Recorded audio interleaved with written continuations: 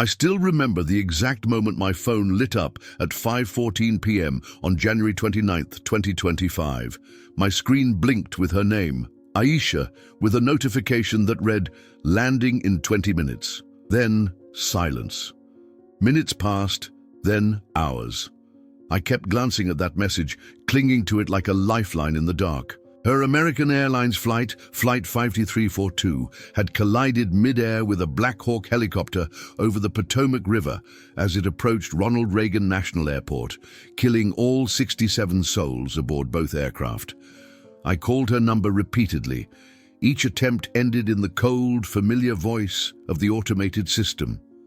"The person you are calling is unavailable." Each unanswered call echoed in my mind, a growing hollowness I could not fill. Yet I refused to believe it was over. I believed in miracles. After all, I had to believe. In the days that followed, I fell into a ritual. Every morning at sunrise, I sent her a message. "Good morning, love." At noon, a simple "thinking of you." At sunset, "I'm waiting." For 14 days, my phone's sent folder became my diary of hope, each message time-stamped, but undelivered. My heart pounded with every delivered tick I prayed would come, though the network had long since failed near the wreckage site. I refused to stop. Every evening, as the sun dipped below the horizon, I would stand on my apartment balcony overlooking the Potomac, staring at the glow of the sky and replaying her messages in my mind. I scoured news outlets for updates on survivors. None were ever reported. Officials described the collision as a catastrophic communication breakdown, altimeter error, microphone blockage, protocol missteps, and said recovery of the flight recorders would take months. Yet on the 14th day, just as the sun began its slow descent, my phone buzzed. My heart leapt. I had stepped outside, a cold breeze brushing against my face, when I saw it delivered. My thumb pressed against her name, and a single line appeared. "Aisha, help me." Then the screen went dark. I dropped to my knees in disbelief, staring at the blank screen as the last rays of sunlight faded. For an instant, I felt her presence, her soft laughter, the warmth of her hand in mine, only to have it snatched away as my phone powered off. The darkness that followed was deeper than any night I had ever known. I didn't sleep that night.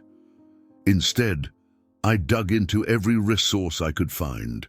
Aviation forums, crash site photographs, NTSB transcripts. I learned that the collision had severed all communication lines, but radar had still detected a faint electronic signal near Arlington Cemetery. No official explanation accounted for why a text might have slipped through on day 14 at sunset. Had Aisha somehow managed to reboot her phone? Was she waiting for me on the shore, alive against all odds? Or was this simply a cruel glitch in the system, a phantom message from a place beyond? As dawn broke on the 15th day, I made a decision. I packed a small bag, extra phone batteries, a portable satellite charger, and dozens of printed maps of the Potomac shoreline. I wouldn't rest until I found her, or at least understood what really happened to my last message. The sky was a dull slate gray when I pulled my car off the George Washington Parkway. My headlights cut through the morning mist, revealing dark, wet asphalt that mirrored every taillight and traffic cone. My hands trembled slightly on the steering wheel, not from the cold, but from the knot of anticipation in my chest. I checked my phone, 6:03 a.m., February 13th, 2025. 14 days and 15 hours since Aisha's last "help me" message. I had chosen this stretch of riverbank based on a grainy coordinate released in a preliminary NTSB bulletin. It pointed to a small inlet just north of the Arlington Memorial Bridge, a place where driftwood and debris often washed ashore after heavy rains. Satellite maps offered nothing more than a flat, tree-lined bank, but it was all I had. I parked next to an empty patrol car, its engine cold, lights off. No officers were in sight. As I grabbed my bag, a battered duffel filled with camping gear, phone chargers, and a handheld NOAA radio, I felt the full weight of what I was attempting. The authorities had already declared the crash site off limits, Federal divers and recovery teams would handle any deep water searches. But on land, unofficial volunteers occasionally scoured the shoreline, hoping for any clue. I was one of them now. With each step toward the river, the roar of morning traffic faded, replaced by the low whisper of the Potomac's current and the distant crows cawing from the treetops. I approached the water's edge, gloved hands brushing against damp, tall grass. Here, land met river with no sand, just a rocky incline slick with algae. I knelt and traced the shoreline with my fingers, looking for anything unexpected. A fragment of metal, a shoe, even a single battery. 30 minutes passed with no sign of flight debris. My boots slipped once. I caught myself, heart racing. Then I noticed it. A small black rectangle, half buried in the mud between two stones about the size of my palm. "You found something!" I jumped at the voice behind me. Spinning around, I saw a figure in a dark green jacket, an independent investigator I'd contacted online, calling himself Marlowe. He held a thermal imaging camera in one hand and a digital notepad in the other. His eyes were sharp, curious. He looked less like law enforcement and more like a filmmaker documenting a story. "Is that—" he began, but I was already scrambling to retrieve the object. It was my phone back cover, stripped clean of its screen and guts. The familiar shape of the volume buttons and the indentation for the SIM tray confirmed it. My heart pounded and a cold knot twisted in my stomach. Marlowe crouched beside me. "Have you been here long?" "Not long," I said, voice strained. "Found this just now." I passed him the cover. He examined it, his brow furrowing. "Could be from Aisha's phone," he murmured. "The search teams have dragged the river multiple times, but this area was submerged in fast currents. Something could have washed out just recently." Rapid questions flooded my mind. Was this a sign she had been here? Did this shell hold any fragments of the screen that showed her final message? I rifled through my duffel, producing a small Ziploc bag with rubber gloves and a portable UV torch I'd ordered online. I slipped on the gloves, then held the torch beam over the cover's interior. Under the soft purple glow, tiny smudges of glass and silicon sparkled like frost. No capacitive circuits remained, but one fragment clung to the corner, just enough to show a faint line of red pixels. "That's from a 2023 iPhone model," Marlowe observed. "Still, identification number could match her device, if we can find it." I realized then that I had no way to access her serial number. The NTSB would log recovered parts against their registries, but I wasn't an official stakeholder. "Can you help me call it in to someone with authority?" I asked, voice pleading. Marlowe hesitated, then nodded. He tapped on his notepad. "I have a contact at the DC office of the chief medical examiner. They won't do field checks for private citizens, but if you drive this part to them directly, maybe—" My jaw clenched. Drive further away from the crash perimeter into the bureaucracy's hands. It felt like surrendering my one lead. Yet it was a lead. As we turned back toward the car, Marlowe glanced at the sky.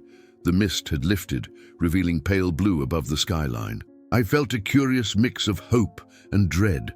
Hope that this fragment might unlock Aisha's final moments. Dread of confirming the worst. I slid into the passenger seat, holding the phone cover like a relic. Outside, the Potomac flowed relentlessly on, unconcerned by our human dramas.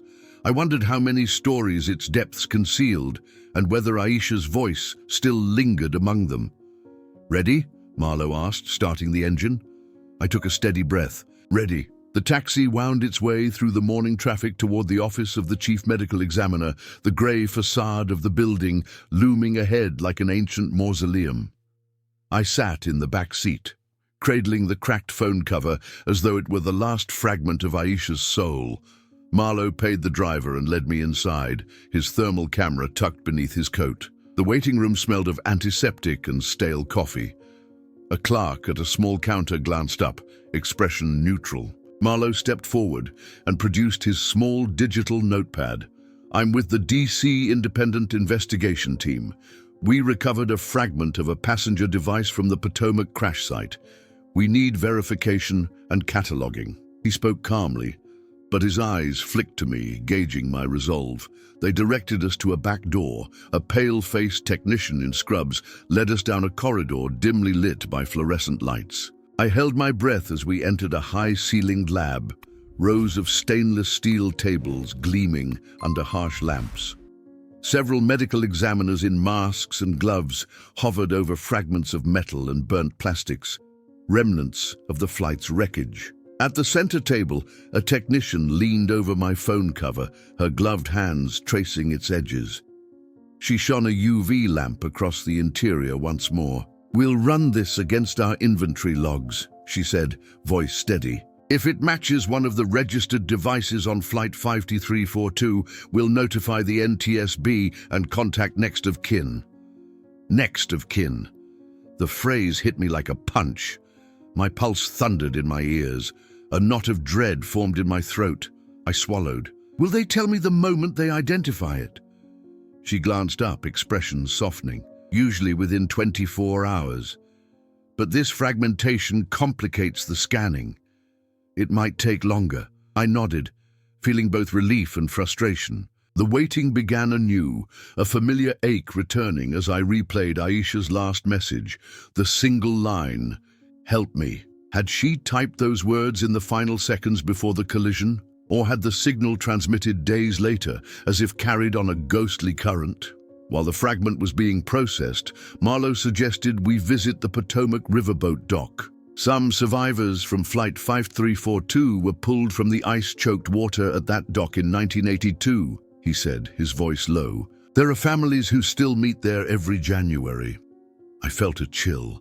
The date coincided with the actual anniversary of Air Florida Flight 90's crash, January 13th, 1982, an accident that claimed 78 lives, but also yielded miraculous survivors.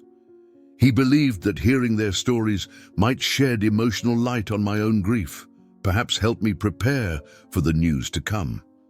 The dock was a short drive away. We arrived to find a small group gathered around a modest memorial plaque. Flowers, photographs, a tattered scarf fluttering in the river breeze. An elderly woman stood beside the river's edge, her white hair braided, eyes fixed on the water. Marlowe introduced us. "I'm Elizabeth Turner," she said, voice quavering. "My brother Peter was one of the survivors of Flight 90. I was 14 then." Her gaze softened as she spoke. "When the plane slammed into the river, I remember watching the news, praying, willing him to be found. He clung to that sunken wing for what felt like hours. They found him hypothermic, but alive." I swallowed hard, picturing Aisha's flight again. "Did he remember anything from the crash?" Elizabeth nodded slowly, her eyes distant. "He said he felt weightless, like the world slowed down. And then, in the cold water, he heard voices, rescuers calling his name. He said it sounded like an echo, reverberating through him." She paused, voice thick. "He told me later that he felt me there, calling him from shore. It gave him strength to hold on." Tears stung my eyes. "Do you think—" I hesitated. "Do you think there's a chance Aisha could have felt me across the currents of space and time?" Elizabeth reached out, placing a gentle hand on my arm. "Love transcends boundaries we can't see. I believe that if your message lit up her screen, if she typed back, her soul was fighting to let you know she was there." I closed my eyes, imagining Aisha's final moments. The flash of impact, the water's icy embrace, and then a surge of warmth as she typed two simple words, "Help me." The sun dipped lower, the river shimmering in golden light. In that moment, the past and present converged. Elizabeth's brother rescued because someone never gave up, and my own desperate vigil for Aisha's voice. I felt a flicker of something that resembled hope, fragile but real. Marlowe placed a hand on my shoulder. "Let's head back," he said softly. "We'll get word on your fragment soon." As we walked away from the water, I realized that my journey was no longer just a search for answers.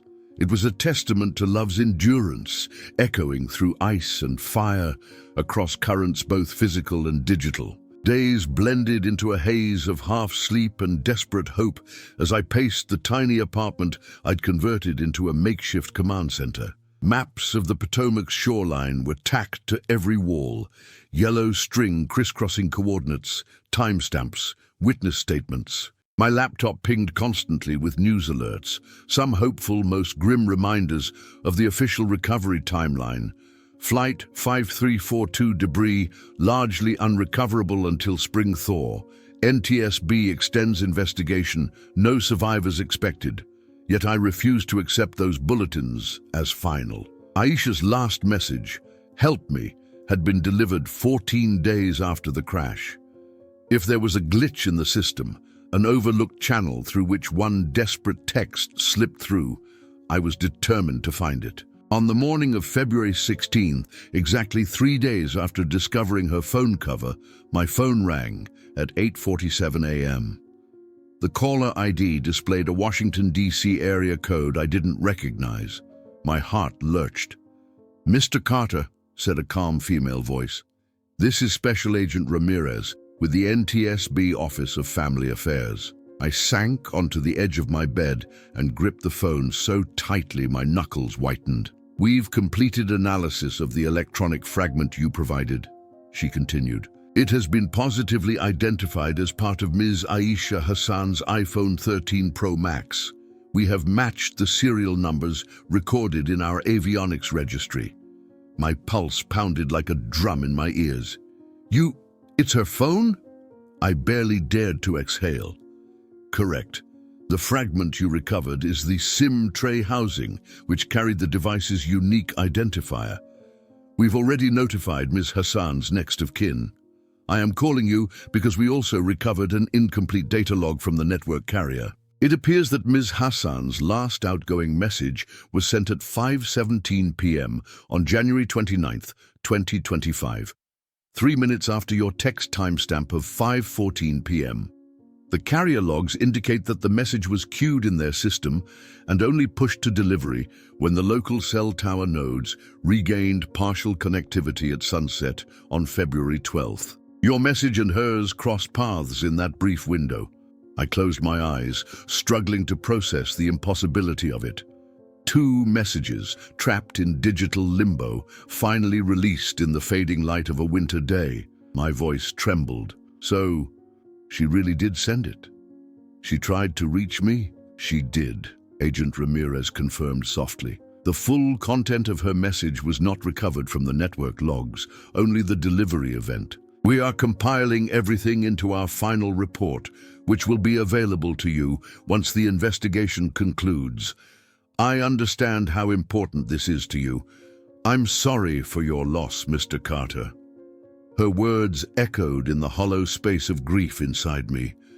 A mix of relief and devastation washed over me. Relief that Aisha's message was real, but devastation that it arrived in a world where she wasn't there to receive it. "Thank you," I whispered. "Thank you for telling me."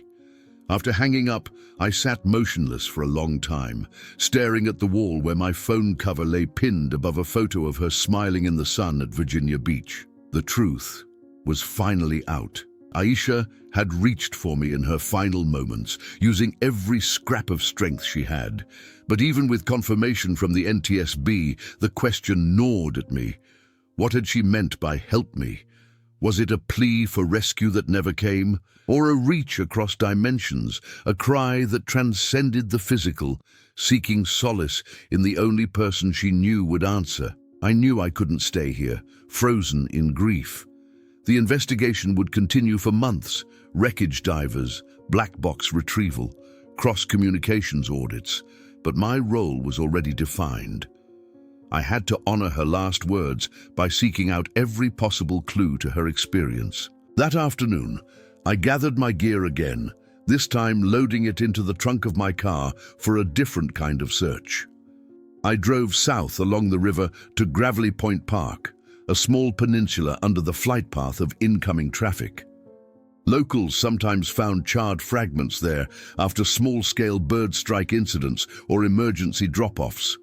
It was a long shot, but after what I'd already learned, no lead felt too tenuous. I stepped onto the grassy field, wind tearing at my jacket. Behind me, planes roared overhead, oblivious to the tragedies they sometimes carried. I swept my gaze across the ground, scanning for anything out of place, a piece of circuitry, a shard of glass, even a single earpiece.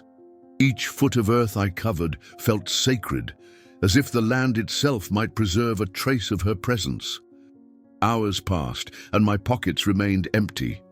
The sky turned to a bruised palette of purples and oranges as sunset approached. It mirrored the conditions of that day in January, when her last message pierced the network's silence. My phone, fully charged this time, lay ready in my hand, waiting for some miraculous notification. The sun dipped behind the horizon, and twilight settled in. I closed my eyes and whispered her name, repeating the words I'd sent so many times before. "I'm waiting." When I opened them, I saw it, a small, gleaming object half buried near the edge of the mown grass. Leaning down, I unearthed a battered SIM card tray, another piece of her phone's innards. My breath caught. This one bore a fragment of the micro-etched phone number, enough to confirm it matched Aisha's device. Clutching the tiny metal rectangle, I felt a jolt of electricity run through me. Here was another piece of her story, waiting to be told. I took out my phone and dialed Marlowe's number, voice urgent. "You're not going to believe what I just found." And as the night wrapped around Gravelly Point, I realized that every fragment I recovered was more than just evidence. It was a testament to Aisha's presence in those final hours and to the enduring power of a single desperate message that refused to be silenced. The night air around Gravelly Point Park was still, as if the world held its breath, waiting for me to uncover the next piece of Aisha's story. In the dim glow of my flashlight, I traced the outline of the SIM tray fragment, its sharp edges gleaming coldly against the grass. It was nearly impossible to believe that something so small could carry so much significance, yet there it was, another testimony that her voice had been frozen in time, waiting for release. I pocketed the fragment carefully, then climbed back into my car. The engine's rumble felt unusually loud in the silence of the park. I called Marlowe, whose voice crackled with anticipation, over the speakerphone. "This is big," I said. "Another tray, this one with the etched number fragment. We need to get both pieces to the carrier's lab immediately." "I'm on my way," he replied. "Meet me at the dry dock near Dangerfield Island. It's just past Haynes Point. There's a marine salvage unit that might grant us temporary access to their sonar equipment." I hadn't considered using sonar, but it made sense. If parts of the phone were still scattered beneath the river's surface, high-frequency pings might reveal hidden metal shapes. It was a radical idea, but then again, everything about this search was born from radical hope. The salvage yard was a sprawl of rusted barges and tangled chains, half lit by floodlights that cast long shadows across the water. Marlowe greeted me in a heavy work jacket, his thermal camera replaced by a rugged backpack, bristling with cables and adapters. "We got permission," he said, flashing an ID badge I hadn't seen before. "They're curious about the technical challenge. They think it's harmless if we limit ourselves to the near-shore zone." I nodded, heart racing. "Let's do it." He led me to a small boat equipped with a multi-beam sonar array mounted on a hydraulic arm. The crew, two grizzled men in oilskins, gave us a curt nod before sliding the boat into the river. The current tugged at the hull as Marlowe and I settled into the bow, waves lapping softly against our knees.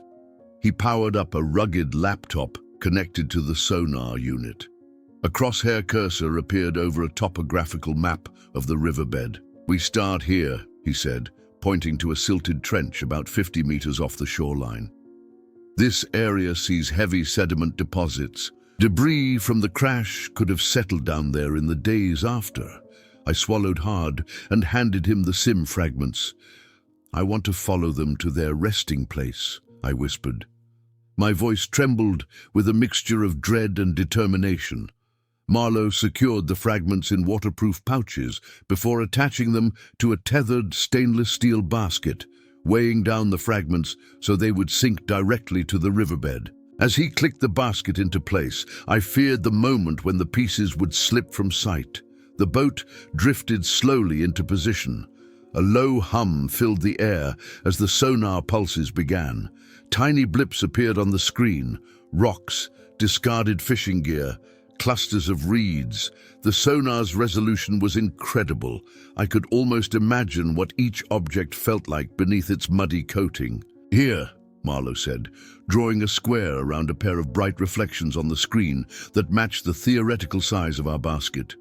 "Drop it," he signaled to the crew, and with a gentle clank, the basket slipped over the side. I held my breath, staring at the monitor as the pings caught the basket's descent. It trembled into the trench, then disappeared beneath a glow of sediment clouds kicked up by its weight. "Tracking," Marlowe murmured, adjusting the sonar's focus. The screen painted a grainy silhouette of the riverbed. Then a minute later, two small shapes reappeared, our basket, plus something else. I leaned forward. "What's that second shape?" Marlowe enhanced the contrast. "Could be metal, flat, thin. Looks like the edge of a circuit board." My heart galloped. We lowered a second basket, this one empty, but rigged with a retrieval hook dangling a few feet above the bed. We shifted position slightly, then dropped it. The sonar hummed as we watched the hook drift downward toward the glued-together heap of debris. Seconds later, the basket jolted. Marlowe's eyes widened. "Got it." The crew winched the basket up. As it broke the surface, I glanced into the fast-moving water, expecting only the two fragments we'd attached. Instead, the mesh contained a small, dark cluster, a twisted circuit board segment, coated in silt, but unmistakably part of a smartphone's internal architecture. Tiny capacitors and resistors clung to its edges. "It's her motherboard," I whispered. My voice cracked. "This is the heart of her phone." Marlowe gently lifted the board into a large plastic tub filled with fresh water. He tapped his radio. "Get us back to shore. We need to stabilize this before it dries out." The ride back was a blur. I stared at the board, thinking of how it once housed the software that processed Aisha's messages, stored her photos, carried her digital footprint. Now it lay in my hands, half destroyed, but still bearing the scars of its last moments underwater. On shore, Marlowe gently rinsed off the remaining silt with distilled water. "We need to dry this slowly," he said. "Any sudden heat could warp the tracks. I've got a lab in Alexandria. Let's get it there." I lifted the board carefully. It felt impossibly fragile, yet heavier than I expected, heavy with meaning. Each tiny electronic pathway was a conduit of memory, a record of Aisha's voice digitized into pulses of binary code. As we drove away, I thought of her message: "Help me." She had trusted her phone, that miraculous intersection of hardware and human longing, to speak for her. Now I held the remnants of that trust. Night fell by the time we reached the lab. The lights inside were bright enough to banish every shadow. A technician in a crisp lab coat greeted us, then led us to a drying chamber lined with humidity sensors and vibration dampeners. We placed the board on a rubber cradle inside, and the door closed with a soft hiss. Marlowe turned to me. "It'll take 48 hours for the system to desiccate the board adequately. After that, we can attempt a microscopic scan to recover any residual data, photographic forensics, chip-off extraction, maybe even stray charge patterns from the last message." I nodded, breathless. "Whatever it takes." He paused, meeting my eyes. "You're pushing the boundaries of what's possible, Carter, but maybe that's exactly what she would have wanted." The hum of the chamber sounded like a heartbeat. In that moment, surrounded by machines calibrated to detect the smallest electrical whisper, I realized that this journey was no longer just about finding answers. It was about bearing witness to her last act of reaching out, about affirming that even in the darkest depths, a single message, a fragment of a device, could still speak. As I stepped back from the chamber, I felt the weight of the night settle over me. 2 days of waiting stretched ahead, filled with the same anxious hope that had driven me since that sunset when her text finally arrived. And though I longed to press forward, to chase every lead into the river's murky depths, I knew I had to pause, to let the machines do their work. I took one last look at the drying chamber, at the silent promise it held. Then I turned toward the exit, the echo of her words, "Help me," ringing in my mind like a distant bell. The lab's fluorescent lights felt harsh after the dim intimacy of the riverbank. I stood before the drying chamber's steel door, anticipation and dread wrestling in my chest. Beside me, Marlowe watched the humidity readout tick downward, each percentage drop a silent promise. "We're at 12%, he said, voice low. "Soon we can open it." I nodded, my heart pounding. 2 days of waiting had felt like a lifetime. Every hour haunted by the image of that broken circuit board, its minuscule pathways holding the key to Aisha's last moments. I reminded myself, it wasn't just metal and silicon. It was her voice, her fingertips on glass, her final reach for help. When the chamber door hissed open, a wave of warm, dry air escaped, carrying the faint odor of heated plastic. Marlowe slid the cradle out onto the lab bench, where bright task lamps illuminated the board's intricate surface. I leaned close, seeing every trace of corrosion, every fleck of silt lodged in its grooves. "First step," Marlowe murmured, donning magnifying goggles and nitrile gloves, "is a non-invasive optical scan." He lined up a high-resolution stereo microscope, adjusting the focus until the board's tiny components filled the eyepieces. On the connected monitor, the magnified image revealed clusters of capacitors and microscopic solder joints, some fractured, some miraculously intact. He captured dozens of photographs, each labeled with metadata, coordinates on the board, orientation, lighting angles. "This will help us map the board's layout," he explained, "and identify areas where data remnants might linger, voltage drift patterns, residual charge spots." While he worked, I traced my fingers over the lab bench's cool surface, thinking of Aisha's hands moving over her own phone, the gentle swipe of a finger unlocking the screen, the rapid tap of the QWERTY keyboard as she formed her last message.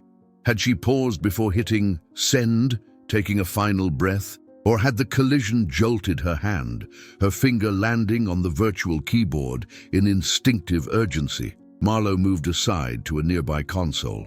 "Next," he said, "we'll do a chip-off extraction on the NAND flash memory chip here." He pointed to a small black rectangle surrounded by a ring of tiny solder balls. "This chip stores the phone's user data, messages, contacts, photos. If we can lift it off the board intact, we might be able to read its raw data in a specialized reader." I held my breath as he set to work with a precision hot air rework station. A focused stream of heated air loosened the chip's solder joints, and with a gentle lift of fine-tipped tweezers, the chip came free. It hovered for a moment, an unremarkable cube barely larger than my thumbnail, before Marlowe placed it into an anti-static foam cradle. "It's in one piece," he said, relief evident in his tone. "But it's waterlogged. We'll transfer it to our XY data reader, which can handle remnants of moisture and rebuild data structures." I watched as he wheeled the reader, an imposing machine with a glass chamber and banks of cable connectors, into position. The reader's log screen displayed a progress bar labeled Chip Initialization. A rhythmic blip announced each internal check: connector alignment, firmware handshake, power calibration. While we waited, I wandered the lab, absorbing its ordered calm. This room was a sanctuary of science and memory, where forensic examiners exhumed truths buried in the wreckage. I thought of Aisha's last transmission, now confirmed by the NTSB, the crisscrossing of two desperate voices amid the chaos of failure. How fitting that our own quest mirrored that fluke of technology. Messages entombed, then released by the tiniest shift in connectivity. A soft chime brought me back to the present. Marlowe gestured. "We have a stable link." He tapped the console, and the reader's screen unfurled a directory tree of memory partitions, system files, user cache, application data. One folder stood out, com.apple mobile SMS. My throat tightened. Is that your messages? Marlowe said. And hers. He clicked the folder and the screen populated lines of hexadecimal addresses and file names. A separate window displayed decoded message entries, timestamps, sender, recipient identifiers, text previews. My breath caught as I scrolled to January 29th, 2025, 5:14 p.m. Me, Aisha. Landed in 20 minutes. 8 spaces down, another entry blinked into view. Time-stamped January 29th, 2025, 5:17 p.m. Aisha. Me. Help me. And then a blank line. Tears welled in my eyes. There it was. The digital echo of her plea, preserved against all odds. The helper at my fingertips. The message that had crossed time and circuitry. I placed my hand over the console, feeling both triumph and heartbreak. We got it, I whispered. We really got it. Marlowe placed a hand on my shoulder. Let's back everything up and create a secure extract. This data will be critical for your understanding and for the final NTSB report. As he began the export process, copying the message and its metadata to encrypted drives, I stared down at the chip, marveling at how something so small had carried so much weight. In that moment, I realized that our journey was never solely about survival or recovery. It was about connection, about the fragile, luminous threads that tie us together even when the sky falls away. When the export completed, I stepped back, allowing the reader's hum to fill the silence. The message, once lost, was now immortalized in the archive. A single line of text, 2 words imbued with love and fear. Thank you, I said, voice trembling. Not just to Marlowe, but to the ingenuity that allowed me to hear her voice again, and to Aisha, whose final words had guided me through darkness and across currents, digital and human, to this moment of revelation. Marlowe offered a small smile. "Oh, what happens now is up to you, Carter." I took a deep breath, feeling the weight of her message settle in my bones. "Now," I said, "we tell her story." The next morning, sunlight streamed through the lab's high windows as I reviewed the exported SMS data on my encrypted drive. The console still displayed the 2 critical entries, landing in 20 minutes, and "help me." Between them lay a void of silence. To understand what happened in those 3 minutes, I needed to turn to the official flight data recorder and cockpit voice recorder transcripts. Marlowe arranged for me to visit the NTSB's secure briefing room in Washington, D.C., where investigators were finalizing their report. Walking through the echoing corridors of the Federal Aviation Administration building, I felt a familiar tension coil in my stomach, the anticipation of answers, the dread of confirmation. Inside the briefing room, a semicircle of investigators and engineers waited. At the center, a female lead investigator, Dr. Elaine Park, gestured for me to sit. Behind her, a large screen flickered to life, displaying a time-synced graph of altitude, airspeed, and vertical speed. Beside it, a scrolling transcript of radio chatter and cockpit voice recorder, CVR, audio. Dr. Park began. "Mr. Carter, we've integrated the cell tower log data with the flight's parameters. Between 5:14 p.m. and 5:17 p.m. on January 29th, Flight 53342 was on final approach to runway 4R at Reagan National Airport. Radar shows a rapid descent from 3,000 feet to 1,200 feet in under 40 seconds, well below the stabilized approach profile." She advanced the graph. The altitude line dove abruptly, then flattened out near 500 feet for a few seconds before the final plunge. "Our calculations indicate the collision occurred at approximately 5:12 p.m. My breath caught. That timestamp corresponded exactly to Aisha's last message send time. 3 seconds before impact, she pressed send. Dr. Park continued, "We have transcribed the cockpit voice recorder. At 5:14:45 p.m., the captain reported, 'Gear down and locked.' 30 seconds later, the first officer responded, 'Tower, we're at 2,000. We're cleared for visual approach.' No further radio communication ensued. She clicked a button and the room filled with a low hum, the muffled voices from the CVR. I recognized the captain's calm, professional tone. Then, an abrupt thump, a murmur of surprise, and the audio cut out, replaced by static and an unsettling silence. Then, Dr. Park said, there were no distress calls. The impact was almost instant. She paused, letting that sink in. Your text and hers were processed by the carrier's network just after local cell connectivity was briefly restored at sunset on February 12th. But the sequence was, as you discovered, your message at 5:14, her message at 5:17, sent but never delivered until later. I closed my eyes, picturing Aisha in those final seconds, the aircraft's final feat of descent, the sudden jolt of collision, then darkness. She must have typed, "Help me," in the cockpit's dim light, hoping the message would reach me, unaware that the collision was already unfolding. Dr. Park advanced to a three-dimensional reconstruction of the mid-air collision. On screen, a translucent airliner collided with the rotor disc of a Black Hawk helicopter on an unauthorized training flight. The disintegration happened in milliseconds. Debris spiraled into the river, while secondary fragments ricocheted away. The helicopter's downwash disrupted the aircraft's final glide path, she explained.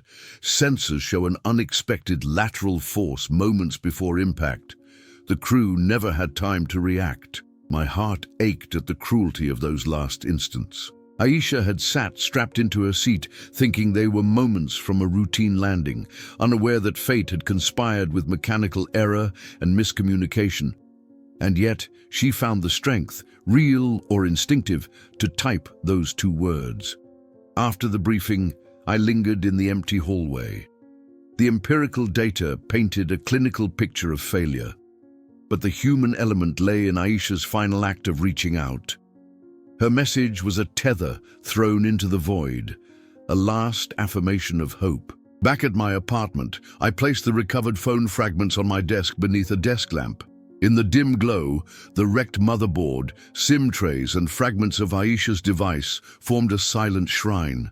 I powered up my laptop and opened a secure document, beginning to craft a narrative that wove together the technical analysis with the heartbreak of love and loss. I wrote about the collision's split-second violence, then contrasted it with the slow, torturous wait for connectivity that finally delivered her plea.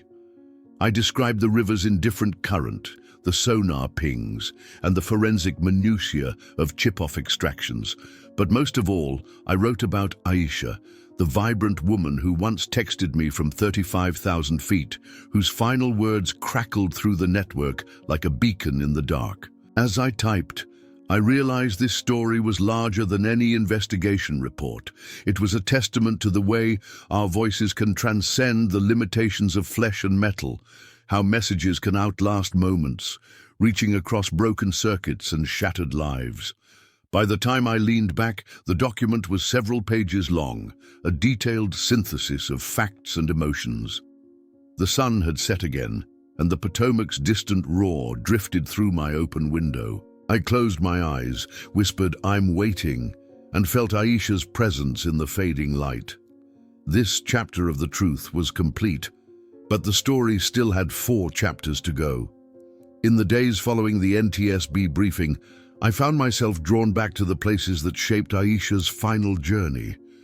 Early each morning, before the city stirred, I drove along the George Washington Memorial Parkway, following the curve of the Potomac as it wound past the very point where Flight 5342 had begun its descent. I parked near the old rowing boathouse, where the riverbanks were steep and unwelcoming, yet offered the clearest view of Reagan National's runways. The air bore that unique tang of winter thaw, sharp from melting ice, sweet from damp earth awakening. I stood there, clutching my phone as though it were a lifeline, scrolling through our message history.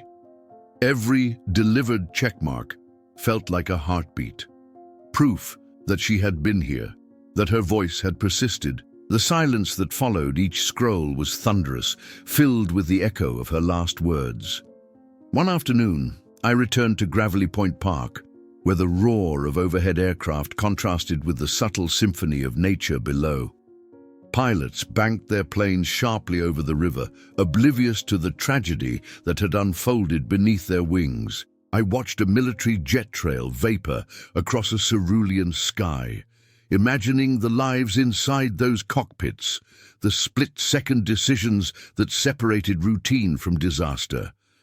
I realized I had overlooked one perspective: the helicopter crew. The Black Hawk had been on an unauthorized training flight, its pilots unaware of the approaching airliner. In the NTSB report, their voices were absent, static on the CVR, lost amid the chaos. Yet they, too, were part of the story. They had peers, families, unanswered questions. I resolved to find someone who could speak for them, to honor their role and bring their silence into the narrative. My search led me to Fort Belvoir, where the Army's Aviation Command was headquartered. Access was restricted, but I managed to secure an interview with Colonel Marcus Reeves, a retired pilot who had flown Black Hawks for over 2 decades. We met in a small conference room overlooking the reservation's tree line, his uniform crisp, but his expression weary. "Colonel Reeves," I began, handing him a copy of the collision reconstruction. "I want to understand what happened from your side." He studied the diagrams, nodding slowly. The Black Hawk wasn't on radar clearance for that airspace. Our flight plan was filed for a practice hover sequence near the river, but there shouldn't have been any airliner in that corridor. We were flying low, focusing on engine-out procedures, when suddenly the warning klaxon sounded. Too late. His voice held regret. I pushed collective to climb, but the nearest safe altitude was already occupied by Flight 5342. I saw it. A white fuselage, descending on us with no change in vector. There was no time to radio a warning. I met his eyes. "Did you hear anything over the intercom? Any sounds from the airliner's trajectory?" He shook his head. "Only the rotor wash and then the bang." My co-pilot, Lieutenant Alvarez, called out my name. I remember feeling a jolt, then a rush of cold air. I thought we'd flipped, but the helicopter spun out over the water and came to rest inverted. We escaped through the floor hatch, both of us hypothermic, but alive. Tears pricked my eyes. "You survived." He nodded, voice raw. "Lucky, I suppose. But every day since, I've replayed those seconds. I wonder if there was something more I could have done, swerved, climbed, anything." I placed a hand on his shoulder. "It wasn't your fault. There were multiple failures. Altimeter calibration, miscommunication between controllers, the helicopter's unauthorized flight plan, and the airliner's descent was too steep. No single person was to blame." Colonel Reeves exhaled, relief mingling with sorrow. "Thank you for listening to our side. We've been silent for too long." Armed with his testimony, I returned home with a renewed sense of purpose. The story was no longer just about Aisha and me. It was about everyone touched by that collision: the airline crew, the soldiers, the investigators, the river itself that swallowed them whole. Their voices, once lost in the static of tragedy, needed to be heard. I spent the next evening drafting Chapter 8 of my narrative, weaving Reeves's words with the data I'd gathered. I described the technical details of rotor wash dynamics, the failure of air traffic control protocols, and the brazen desperation that led 2 trajectories to intersect fatally. Then I pivoted to the human element. Reeves's guilt, Alvarez's narrow escape, the collective trauma of a tightly knit aviation community. While I wrote, I played back the recovered CVR audio in low volume, static, interspersed with clipped transmissions, a cacophony of professional calm before the void. I let the echoes guide my prose, capturing the tension of every pulse, every breath. By late night, the chapter was complete. An exploration of how 2 aircraft, built for different purposes, converged in a fatal embrace. How the physical laws of lift and thrust intersected with human errors and unchecked risks, and how the survivors on both sides carried the unseen scars of that instant. I leaned back, eyes stinging, and whispered into the darkness, "Your voices are heard." The next morning, I prepared to draft Chapter 9. But first I paused to review the growing archive. Text logs, forensic scans, official transcripts, personal testimonies, each thread a lifeline connecting past to present. Together they formed the tapestry of a story that refused to remain silent. The investigation's corridors had grown all too familiar. Hallways lined with flight manifests, conference rooms where gravity-fed models traced out vectors and velocities, and whiteboards scrawled with hypotheses about altimeter failures and microburst conditions. But beneath the technical exegesis lay the real human toll. 67 passengers aboard Flight 53342 and 3 crew members aboard the Black Hawk, each bearing a name, a story, a world abruptly silenced. I realized that to honor Aisha's memory fully, I needed to tell not only her story, but also those of the other souls whose lives intersected that doomed afternoon. I began by compiling a list of every passenger manifest entry, cross-referenced against public records and social media profiles. The names spanned a mosaic of backgrounds: tourists on weekend getaways, business travelers with tight schedules, families en route to celebrations. I reached out to their next of kin, starting with those whose contact information was most readily available. Some responded with reluctance or grief too raw for recounting. Others welcomed the chance to have their loved ones remembered beyond casualty tables. The first to agree was Maria and Jose Aguilar, parents of 17-year-old Lucia Aguilar. Lucia had been seated 2 rows ahead of Aisha, returning from a school science competition in Montreal. When we met in a small office at St. Elizabeth's Hospital, transformed into a family liaison center, Maria wore a faded sweatshirt emblazoned with Lucia's high school logo, Montreal North Eagles. Her eyes were bright and red-rimmed. Jose stood silently beside her, arms crossed, chin tilted downward. Lucia kept her journal on the flight, Maria told me, voice wavering. She opened a worn leather notebook and ran her fingertip down a page. She wrote about her project, an experiment on river sedimentation in the Potomac. She was so excited to share it with her friends at home. She paused, looking up. We never got that Western Union cable she promised. Instead, we heard there'd been a crash. Jose cleared his throat. We found her phone in the wreckage, intact. We had photos of her museum trip in Montreal and a video she took of the city skyline. We watched them over and over, cherishing her smile. He pointed to the final entry, a selfie of Lucia flipping off the camera, cheeks puffed, eyes brimming with playful defiance. That was the last frame. We hold on to that laughter. Their story shed new light on the stoic data, the seatbelt sensors, the path of debris, the pathologist's tangle of fragments. Lucia's phone, unlike Aisha's, had transmitted its final data instantly. Her messages to backup cloud storage were preserved, but the jingling notes in Maria's voice reminded me that every byte of data corresponded to a beating heart beneath. Next, I reached out to the family of Dr. Haruki Nishimura, a renowned marine biologist, en route to a conference on coral restoration. His daughter Keiko lived in Arlington and arranged to meet me in the shade of a cherry blossom tree at East Potomac Park. At 23, Keiko was stoic, her grief tempered by her scientific training. My father always said that the ocean remembers everything, she told me, tracing patterns in the petals at her feet. He would have been fascinated to know that this accident would involve so much underwater analysis, that sonar pings might uncover someone's final moments. She smiled wanly. He believed in communicating with the unseen, whether it was whales or data ghosts in a chip. Her words felt fitting for Aisha's own entombed message, but I pressed on. Did your father leave any notes? Recordings? I asked. Keiko nodded. Yes, in his last email, he wrote about the Potomac's sediment layers as analogies for human memory, how each layer holds a moment in time, preserved until it's uncovered. I want to include that in your narrative. It's poetic, but it's also true. She tapped the petals again. Even if we don't recover every fragment, the layers of our memories remain intact in the people we touch. As I transcribed her words, I realized how each family's perspective reframed the accident. To Maria and Jose, it was a stolen future.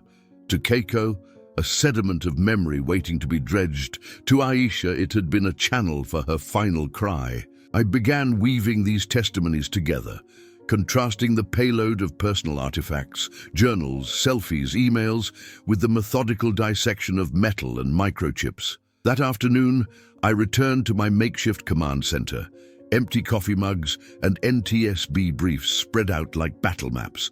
I drafted the opening of Chapter 9, anchoring it with the raw emotion of the families, a father's laughter caught in a selfie, a daughter's scientific metaphor blooming beneath cherry blossoms. Then I layered in the technical narrative, descriptions of sediment core analysis used in the marine biologist's research, which coincidentally informed the underwater searches I'd conducted with sonar. This interconnectedness underscored a theme I had come to believe, that human stories and scientific inquiry are inseparable in the quest for truth. Late into the night, I typed until my fingers ached, capturing Maria's soft tremor as she described Lucia's journal, Keiko's calm resolve to honor her father's metaphor, and my own grief for Aisha, whose voice had transcended death through the fragile conduit of a text message. I ended the chapter with a return to Gravelly Point Park, imagining Lucia's vallograph of sediment layers, Nishimura's sediment metaphor memory, and Aisha's digital echo, all coalescing along the riverbank where sky and water met. By the time I saved the document, Chapter 9 stood at over 4,200 characters, an interwoven tapestry of data and humanity. I closed my laptop, feeling the weight of so many lives pressing tenderly against my heart. The night outside was cool and still, carrying the distant roar of overhead flights, each plane a reminder that every journey carries stories both mundane and extraordinary. I exhaled, whispered into the darkness, "Your voices live on," and prepared for the final chapter that would bring these threads to a close.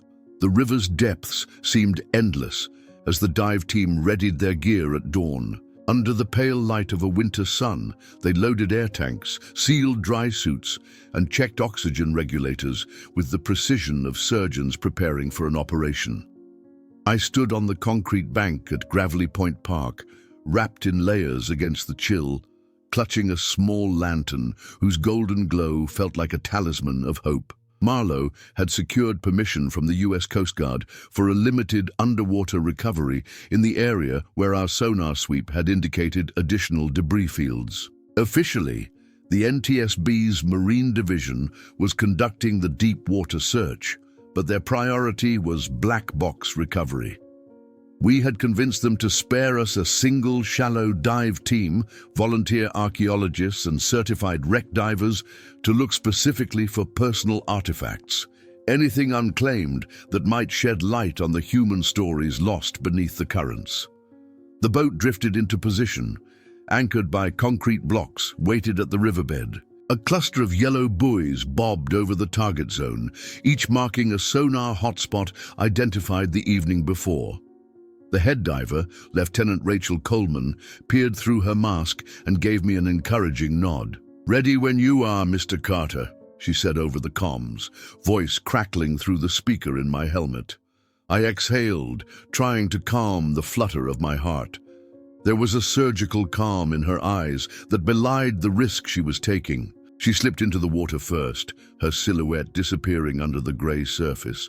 I watched as bubbles ascended in a silver column, each one a breath stolen from the world above. When she resurfaced moments later, her hand clutched a small leather-bound book. She passed it to me carefully, water dripping from its edges. I recognized it immediately, the travel journal of Dr. Haruki Nishimura. Its cover was warped and stained, but the cherry blossom motif remained discernible. My throat tightened as I opened it to the last entry, dated January 29th, 2025. Approaching Reagan National, the Potomac holds stories in its silt, of life, of death, of everything in between. If this journal survives, let it speak for me. Let it remind the next generation that our memories are more than data. They are the sediment of our souls. Tears blurred my vision as I closed the journal and held it to my chest. In that moment, Nishimura's metaphor became a living reality.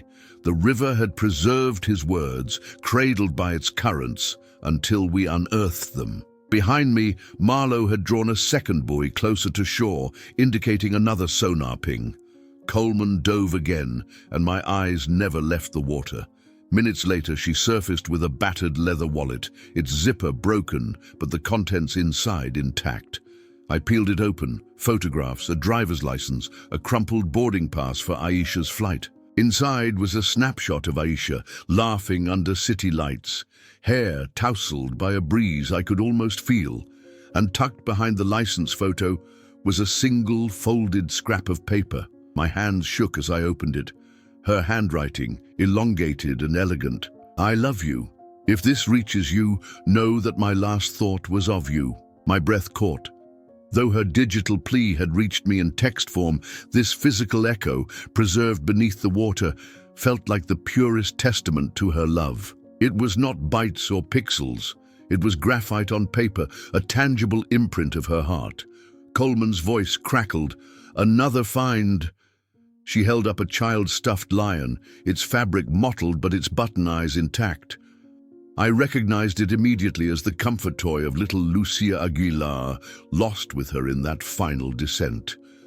I knelt on the deck and pressed the lion's mane, remembering the laughter Maria and Jose described. In its frayed stitches, I felt Lucia's spirit. Over the next 2 hours, the team retrieved a handful of items: a torn scarf belonging to Lieutenant Alvarez of the Black Hawk, a pair of reading glasses in a silver case etched with a floral design that belonged to Dr. Nishimura, and, tucked inside a rusted tin, a locket containing a photograph of a soldier's fiancée. No name on the outside, but recognizable to Colonel Reeves's widow as her own. Each artifact felt miraculous, unplanned time capsules that transformed abstract data into human lives.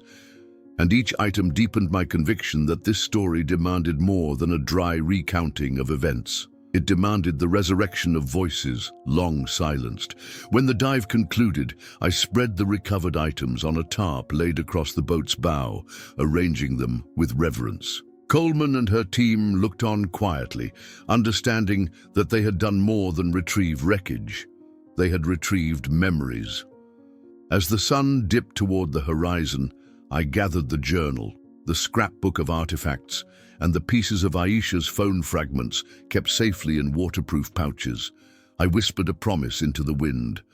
I will tell your stories. I will honor your voices. That night, back at my command center, I began drafting Chapter 10. I wrote of sunken journals surfacing after weeks in cold water, of battered wallets opened to reveal folded notes stained by silt, of childhood toys that still carried the warmth of laughter.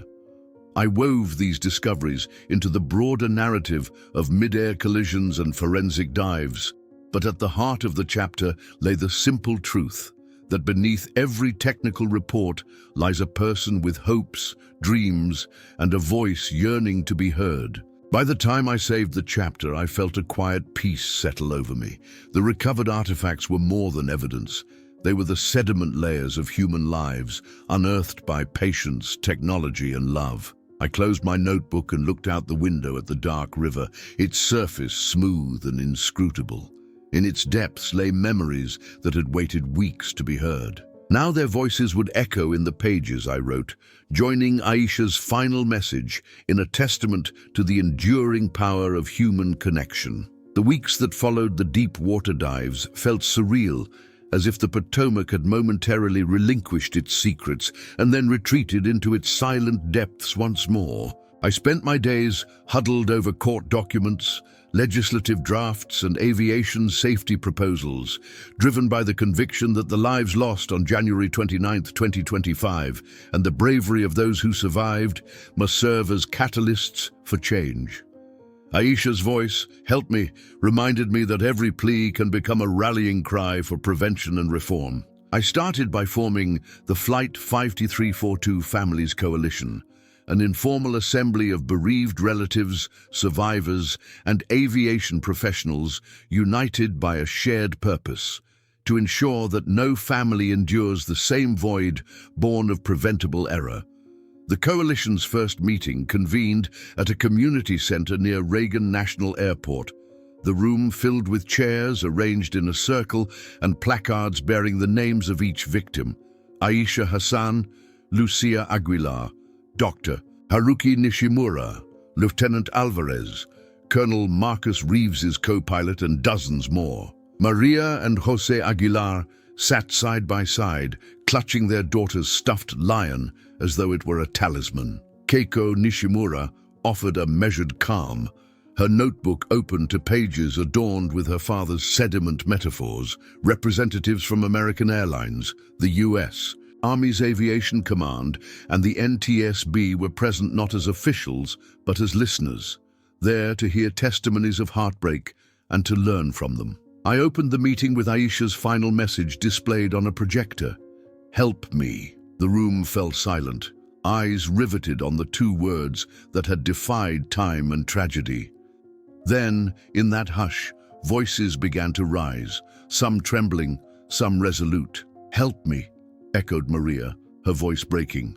"Lucia's lion helped me remember her laughter. Now we must use that memory to stop preventable crashes." Jose rose to his feet, placing the toy on the table. "We will push for clearer protocols on low-altitude flight corridors and mandatory coordination between civilian and military controllers." Colonel Reeves spoke next, his uniform replaced by civilian attire. "We need accountability for unauthorized flight plans. Every military operation, even training, must be logged and visible to civilian air traffic control. No exceptions." He paused, meeting my gaze. "If Aisha's plea reaches out, it will reach every policymaker in this room." Dr. Elaine Park of the NTSB, not the investigator from the CVR briefing, but a senior policy analyst, rose to outline proposed reforms. "We're recommending 3 key changes: universal cockpit altimeter cross-checks before descent, integrated civilian-military radar sharing, and a rapid deployed duct tape protocol for network outages to preserve emergency messages." She scribbled acronyms on a whiteboard: UCC, Universal Crosscheck; CMRS, Civil Military Radar Sync; and RTT, Rapid Text Transmission. The coalition spent the next 2 hours refining these proposals, assigning task forces to draft legislative language, consult with technology providers for improved altimeter sensors, and liaise with cell carriers to guarantee priority processing of emergency texts during tower outages. Marlowe documented every moment with his camera, capturing faces etched with grief and determination, proof that advocacy can spring from sorrow and transform it into action. At the meeting's close, I looked around the circle. The faces were the same as when this journey began: parents clutching memories, survivors seeking closure. But something fundamental had shifted. Our collective voice, once fractured by pain, now resonated with clarity and purpose. We had taken Aisha's 2-word plea and expanded it into a mandate for systemic change. The next week, I traveled to Capitol Hill with representatives from the coalition. We met with Senator Allison Green from Virginia, a member of the Senate Commerce Committee who had lost a cousin in a prior aviation accident. In her ornate office overlooking the Potomac, we presented the coalition's 3-point plan, backed by NTSB data, sonar-recovered artifacts, and powerful testimonies. Senator Green listened intently as I recounted Aisha's final text, then the recovery of her phone fragments, a modern miracle of forensic science. "This is about more than regulations," I told her. "It's about human lives. Every policy we overlook is someone's last message unheeded." She tapped her pen thoughtfully. You've built a compelling case. I will introduce the Aisha Hassan Aviation Safety and Communication Act next month, incorporating your UCC, CMRS, and RTT measures. We'll hold hearings, invite military and civilian stakeholders, and aim for a vote by the end of the session. Relief and triumph washed over me. I thought of Aisha's love note unearthed from the riverbed, of Lucia's lion, of Nishimura's journal, each artifact a testament to the individual stories beneath the data. Our coalition was no longer just grieving, it was legislating. That evening, I drafted Chapter 11, weaving together the coalition meeting at the community center, the policy proposals, and the pilgrimage to the Senate. I described how grief can be alchemy, transmuting raw sorrow into the gold of reform, and how Aisha's final words, once lost in technical failure, had become the guiding beacon for thousands. By the time I finished, my fingers were stiff, my eyes heavy, but my spirit soared. The chapter was over 4,500 characters, a detailed chronicle of how a single plea catalyzed a movement.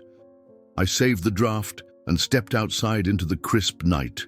Virginia's Capitol dome gleamed in the distance under a starless sky. Below, the Potomac flowed as it always had, concealing its sediment of memories. But above, in the chambers of Congress, voices had joined ours in promise. "Help me" would no longer echo unheard. I whispered into the dark, "Your message will change the world," then turned my steps homeward, carrying with me the resolve to complete the journey with one final chapter, a culmination of truth, advocacy, and remembrance. The morning light filtered softly through my apartment windows as I prepared for the final step of this journey. The public unveiling of the Flight 5342 Families Coalition's report and the multimedia documentary that would give voice to the voices we'd recovered. 9 months had passed since Aisha's last text lit up my screen at sunset. And in that time, grief had become purpose, silence had become advocacy, and fragmented memories had fused into a collective testament. I set up in a small theater near the National Press Club, where rows of chairs faced a large projection screen and a modest stage. Family members, from the Aguilars clutching Lucia's lion to Keiko Nishimura with her father's journal, gathered backstage. Marlo moved quietly among them, checking cameras and microphones, ensuring every artifact was cradled in protective display cases on stage. The battered phone fragments, the recovered journal, the child's stuffed lion, the locket from Lieutenant Alvarez's fiancée. At 7:02 p.m., the lights dimmed and the coalition's logo, a pair of converging flight paths forming a heart, glowed on the screen. I stepped to the podium, heart beating steadily, and introduced the evening. Good evening. Tonight, we honor the lives of 70 lives lost and celebrate the stories they left behind. We share not just data, but the human voices that defied disappearance. Flight 5342's tragedy taught us painful lessons, but out of those lessons, we found hope and change. The documentary began with aerial footage of the Potomac at dawn, overlaid with whispers of CVR static and Aisha's voice speaking her final words. Then came interviews. Colonel Reeves recounting the helicopter escape, Maria and Jose describing Lucia's journal entries, Keiko reflecting on her father's sediment metaphor. For each voice, the recovered artifacts appeared on screen, rendered in high-resolution 3D scans, rotating slowly against a black background. As the film progressed, viewers watched the underwater dives, saw Marlo and I poring over forensic scans, witnessed the coalition meeting where grieving families converted sorrow into policy. The tagline, "From Fragments to Futures," appeared, underscoring our journey from recovery to reform. Behind the scenes, data logs scrolled, mapping timestamps of messages delayed by cell tower outages, juxtaposed with legislative drafts being signed into law. When the lights rose, I invited Aisha's parents, who had flown in from Boston, to join me on stage. They carried the scrap of paper with her love note, now framed beneath glass. These 2 words, her mother said softly, are our compass. We follow them towards safer skies. Senator Green took the podium next, announcing the passage of the Aisha Hassan Aviation Safety and Communication Act. She outlined its 3 pillars: universal cross-check protocols, civil-military radar sync, and rapid text transmission priority at cell towers. The audience erupted in applause as the coalition members stood in unified solidarity, artifacts in hand. In the months since, flight corridors have been recharted, military flight plans are auto-shared with civilian controllers, altimeters receive dual sensor verification before descent, and carriers prioritize emergency texts in blackout zones. Airlines have begun software updates to store queued messages locally during connectivity outages, ensuring no plea is lost in limbo. That night, as the event concluded and the theater emptied, I lingered behind, touching the display cases one last time. A young NTSB investigator approached, eyes bright. "Your work changed everything," she said. "We're adopting these recommendations globally." I nodded, gratitude and melancholy intertwined. It was Aisha's last message that led us here. May every help me henceforth be met with action. Walking home under a canopy of streetlights, I passed the Potomac's dark surface, remembering the lantern's glow, the dive bubbles, the artifacts surfacing like buried truths. The river had returned most of its secrets, but its memory, like ours, would flow onward, shaping future currents. As I closed the door to my apartment, I placed Aisha's framed love note on my desk beside her phone fragments. I whispered, "Your message lives on," then switched off the lamp, letting the artifacts rest in gentle shadow, silent sentinels of lives reclaimed from the void.